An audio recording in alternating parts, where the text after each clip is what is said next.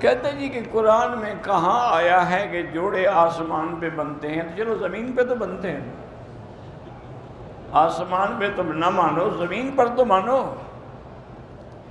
اللہ کی بندی بات کو سمجھا کریں۔ ہم ابھی پیدا بھی نہیں ہوئے اور اللہ نے لکھ دیا۔ اس لیے علماء کہتے ہیں بھی جوڑے تو آسمانوں سے بنتے ہیں، فیصلہ تو اللہ کر چکے ہیں۔ اب بی بی عائشہ کا حضور نے تو پیغام نہیں بھیجا تھا نا، جبریل لے کے آ گئے، تو یہ حکم آسمانوں سے آیا نا۔ باقی ہیں احکام، احکام الگ چیز ہے، اللہ کی تقدیر اور قدرت کے فیصلے الگ ہیں۔ اللہ نے آسمان و زمین بنائے ہیں، بالکل ہمارا ایمان ہے۔